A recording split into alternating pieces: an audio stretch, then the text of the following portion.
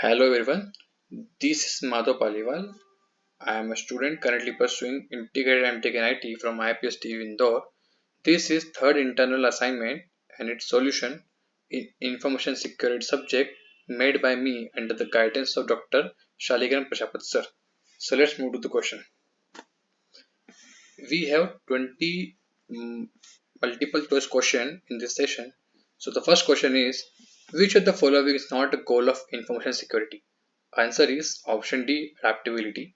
The goal of information security is to protect information and information systems from unauthorized access, use, disclosure, disruption, modification, or destruction. The goal of information security, and commonly referred to as CIA TRIDE, which stands for confidentiality, integrity, and availability. Therefore, the option D, adaptability, is not a goal of information security. Move to the next question. Question number 2. Which of the following is an example of a threat to information security? Answer is option D, all of the above. So the fire, virus, and employment error are all the correct answers. Threats to information security refers to potential events or action that can cause harm or damage to information or information system. Out of the options provided, D, all of the above can be considered as threats to information security. A, fire can cause physical damage to equipment resulting in data loss or system downtime. B, virus or malware can be used to steal sensitive information or to damage computer systems. C, employee error just accidentally deleting important file, misplacing confidential documents, or falling for phishing scams can also pose a significant threat to information security. Therefore, option D is correct. Move to the next question. Question number 3. What is the main principle behind the concept of defense in depth? So the answer is option A. Multiple layers of security are better than a single layer. Explanation. The main principle behind the concept of defense in depth is A. Multiple layers of security are better than a single layer. Defense in depth is a security strategy that involves using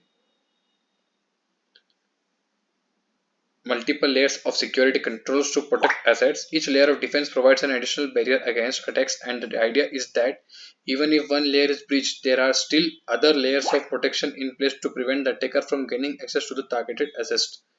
By implementing multiple layers of security, organizations can increase their overall security posture and reduce the likelihood of successful attacks. This approach recognizes that no single security measures is foolproof and that an effective security strategy should include multiple layers of protection. Therefore, option A, multiple layer security are better than a single layer, is the main principle behind the concept of defense in depth. Move to the next question. Question number 4. Which of the following is not a category of control used in information security? So the answer is option D, predictive. The three primary categories of control used in information security are preventive, detective, and corrective. Therefore, the option D, predictive, is not a category of control used in information security.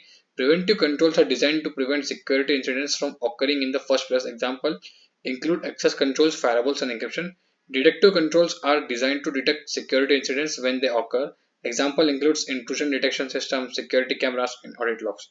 Corrective controls are designed to respond to security incidents after they occur. Examples include incident response plan, backups, and disaster recovery procedures.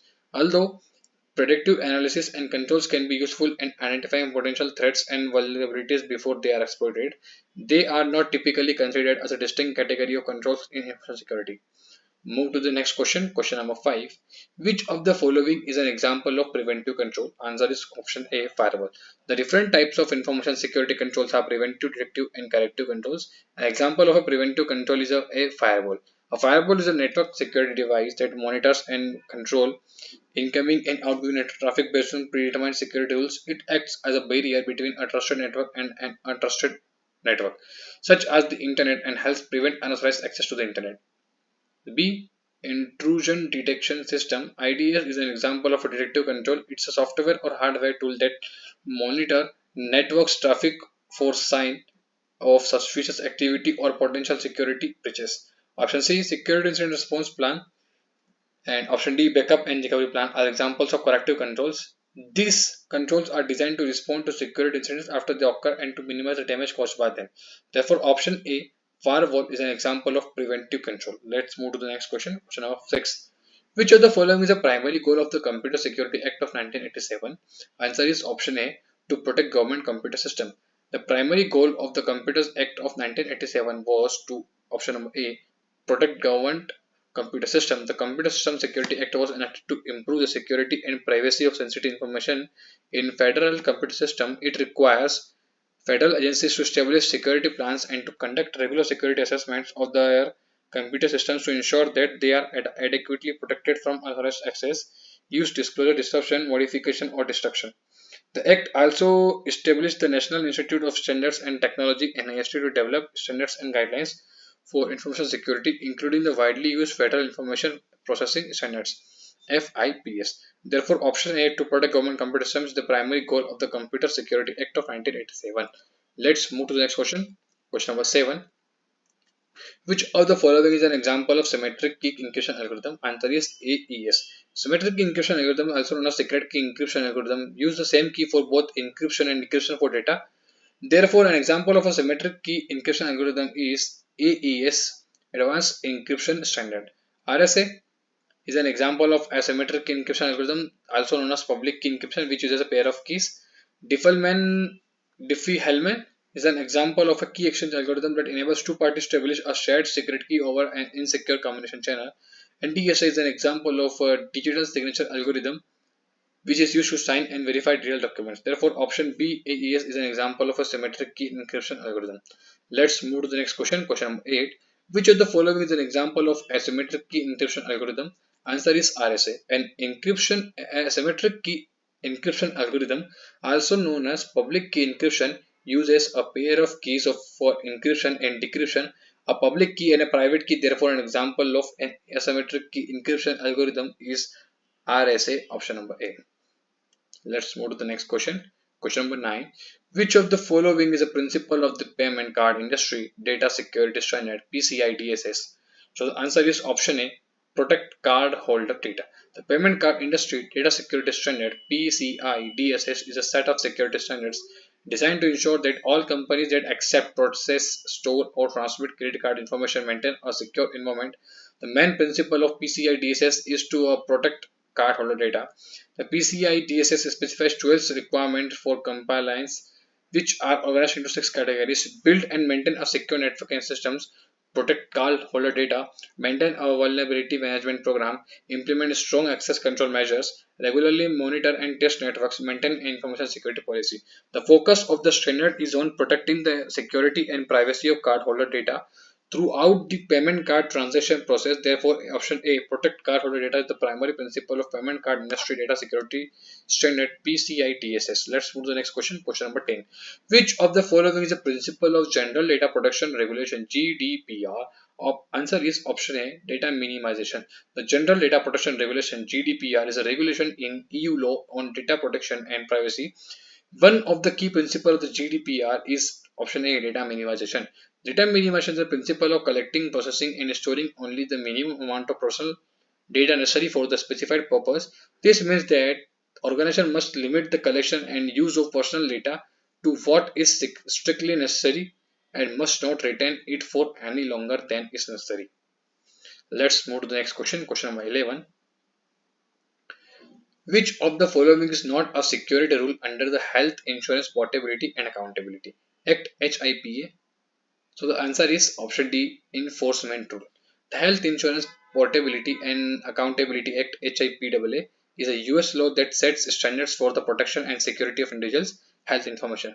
One of the main rules under HIPAA is the Informants Rule, which sets out the procedures for investigations, hearing, and the imposition of penalties for non-compliance with the HIPAA regulations. The other three rules under HIPAA are Privacy Rule. This rule establishes national standards for the protection of individuals' medical records and other personal health information. Security Rules. This rule sets standards for the security of electronic protected health information (EPHI). And the third rule is Breach Notification Rule. This rule requires covered entities to notify affected individuals, the Secretary of Health and Human Services, and in some cases, the media following a breach of unsecured PHI. Therefore, the option D, Informants Rule, is not a security rule under the Health Insurance Portability and Accountability Act (HIPAA). Let's move to the next question. Question number 12. Which of the following is a challenge of? Answer is all of the above, option number D. The field of information security faces a number of challenges, but option D, all of the above are challenges that are commonly encountered. First option is obtaining accurate and reliable data. Information security professionals need accurate and reliable data in order to make informed decisions about security risks and to develop effective security controls. However, obtaining such data can be challenging due to issues such as incomplete or inaccurate data, lack of standardization, and difficulties in gathering data from diverse sources. Managing digital evidence. As digital evidence becomes increasingly important in investigations and legal proceedings, information security professionals must be able to collect, preserve, and present such evidence in a manner that is admissible and credible. However, managing digital evidence can be challenging due to issues such as the large volume of data involved, the complexity of digital systems, and the need to maintain the integrity of the evidence. Option C. Keeping up with the changing technology.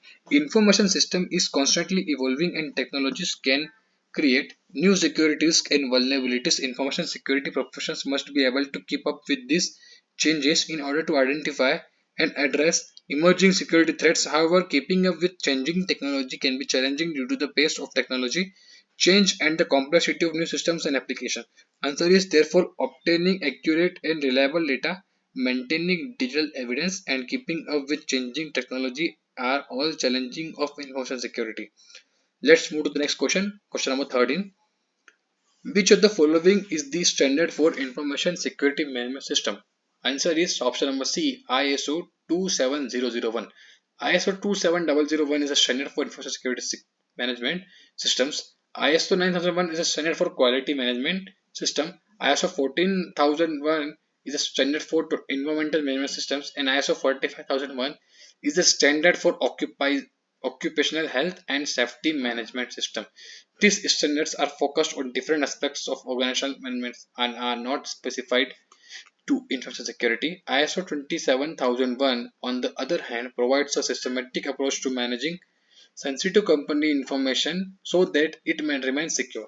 It outlines the requirements for an information security management system ISMS and provides a framework for implementing, maintaining, and continually improving the system. Move to the next question, question number 14. Which of the following is a tool used for vulnerability scanning and management? Answer is option A, Nessus. Nessus is a tool used for vulnerability scanning and management. Wireshark is a network protocol analyzer. Metasploit is a penetration testing framework, and Nmap is a network exploration and security auditing tool. While these tools are also used in information security, they are not specifically designed for vulnerability scanning and management like Nessus is. Nessus is a widely used vulnerability scanning tool that can detect vulnerabilities in various types of systems and applications. It scans networks and systems for vulnerabilities and provides detailed reports on the findings, including recommendations for remediations. Move to the next question, question number 15. Which of the following is a constraint on the engineering of secure system? Option is cost, usability, time to market, and all of the above. Answer is option D, all of the above. All of the above are constraints on the engineering of secure system. Security is just one aspect of system engineering, and there are often other constraints that must be considered when designing and developing a system, such as cost, usability, and time to market. These constraints can be sometimes conflict with each other, and engineers must find a balance between them to create a system that meets the necessary security requirements while also being cost effective, user friendly, and delivered in a timely manner. Move to the next question, question number 16. Which of the following is not a common vulnerability in the software system? Option A, B, C, and D. Answer is option D, stenography. Steganography is not a common vulnerability in software system. Steganography is the practice of hiding information within other information, such as hiding a message inside an image or audio file. While steganography can be used for malicious purposes, it is not a common vulnerability in software systems. Buffer overflow, injection attacks, and rest conditions are all common vulnerabilities that can be exploited by attackers to gain unauthorized access to the systems or data. Move to the next question, question number 17. Which of the following is not a category of data classification? Answer is option D, protected. Protected is not a category of data classification. Data classification is the process of categorizing data based on its level of security, sensitivity, and value to an organization. The most common categories of data classification are public, private, and proprietary. Public data is information that can be freely shared with anyone, while private data is sensitive information that should be only be accessible by authorized individuals. Proprietary data is information that is owned by a company or organization and is confidential in nature. While there are different classification systems used by different organizations, protected is not a common category in data classification. Move to the next question, question number 18. Which of the following is a method used to ensure data integrity? Answer is option A, digital signature. Digital signatures are a method used to ensure that data integrity. Digital signatures are a cryptographic technique used to ensure that authenticity and integrity of electronic documents and messages. They are essentially a digital version of a handwritten signature, and they provide a way to verify the identity of the sender and ensure that the message or document that has not been altered in transit. By using a digital signature, a sender can sign a document or message using their private key, which creates a unique digital fingerprint of the message. The digital fingerprint can be verified by anyone using the sender's public key, ensuring that the message has not been tampered with the sender this who they claim to be. Move to the next question, question number 19. Which of the following is an example of social engineering? Answer is option C, phishing. Phishing is an example of social engineering. Social engineering is a method of manipulating individuals to obtain sensitive information to perform certain actions. Phishing is a common social engineering technique where an attacker sends an email or message that appears to be from a legitimate source such as bank or a trusted attacker organization to trick the recipient into revealing sensitive information like passwords, credit card numbers, or personal information.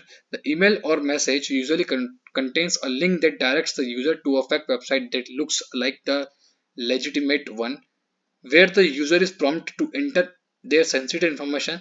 The attacker can use this information to gain access to the user's accounts or commit fraud. Move to the next and last question of the session, question number 20. Which of the following is an example of a security exploit? Answer is option A, distributed denial of service, which is DDoS. Explanation: a security exploit is a technique or tool that takes advantage of a vulnerability in the system or application to bypass security measures and gain unauthorized access or perform malicious activities. Distributed denial of service (DDoS) is an example of a security exploit that floods a network or server with traffic to overwhelm and bring down the system, making it inaccessible to users. VPN, IPSC, and HTTP are not security exploits but rather technologies used for secure communication over networks. Thank you for watching.